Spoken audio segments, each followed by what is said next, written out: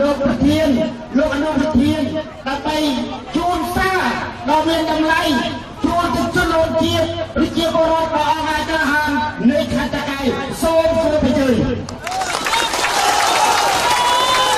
เราไม่ได้ร้านมันเป็นฉับๆนี่ពេលណាប្រជាពលរដ្ឋមានអំណាចធនធានធម្មជាតិដែលគណៈបព្វជិជនកម្ពុជាដឹកនាំរដ្ឋាភិបាលបានឲ្យទៅឈ្មោះឲ្យទៅកំហ៊ុនឲ្យទៅអង្គការហើយចូលពួកសុខអានដែលយកដីទ្រីតាមទីព្រំដែននោះក៏យើងពិនិត្យសាររឿងដើម្បីយកទៅជូនប្រជាពលរដ្ឋខ្មែរវិញបានទៀត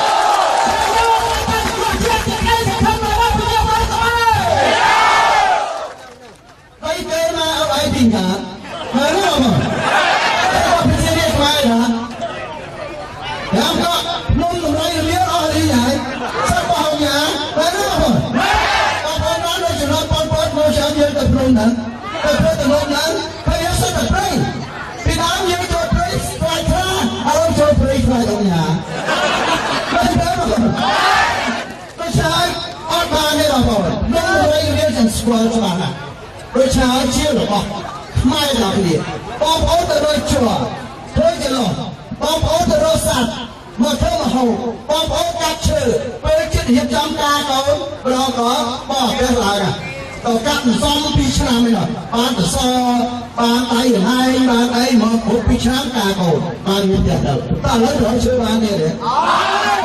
បើជាអត់បានទេបងប្អូនជីវិតបែបនេះខ្មែររស់នៅយូរហើយខ្មែររស់នៅសុខក្នុងរមនាអត់មានត្រូវការពឹងអ្នកណាទេដូច្នេះថ្ងៃនេះគណៈបកប្រជាជនកម្ពុជាដឹកនាំប្រទេស30ឆ្នាំជាងខ្លាំងទៅទៀតហើយយើងមិនអាចអនុញ្ញាតឲ្យគណៈបកប្រជាជនកម្ពុជាបន្តដំណំអំណាចប្រជាការពុករលួយដល់តទៅទៀតបានទីណាថាបងខ្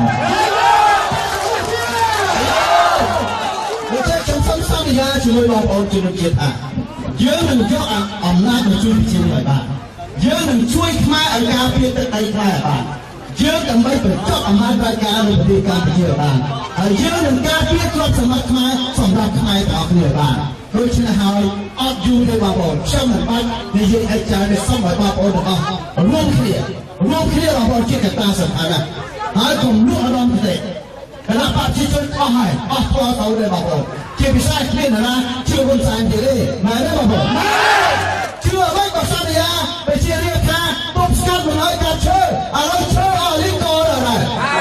បើថាមកទប់ស្កាត់កាត់ឈើមកបើសិនទៅកាត់កឥឡូវក៏ធ្វើកាត់ហើយឈើអស់ណាហើយជឿគាត់បានទេអ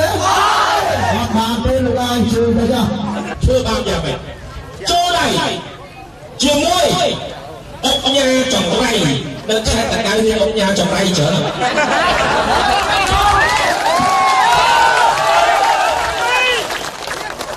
ងាយមិនមហាសេដ្ឋីក្រុមហ៊ុនទុច្ចរិតធ្វើបាបគ្នាហើយកងកម្លាំងប្រដាប់អាវុធដែលបញ្ជាឲ្យគណៈបកប្រជាជនអ្នកដឹកនាំសពថ្ងៃឲ្យឆ្នាំនេះ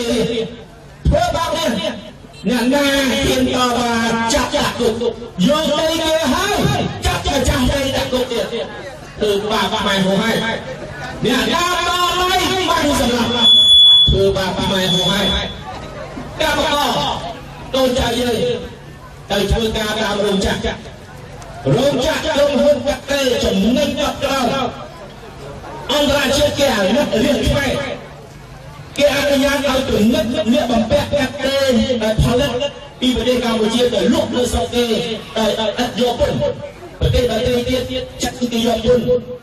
ប្រទេសដែលមានឧស្សាហកម្មដូចគ្នាប្រកួតប្រជែងជាមួយយើងគេយកពុនតែគេលើកលែងសម្រាប់តែប្រទេសកម្ពុជាគេអាណិតថាខ្មែរក្រ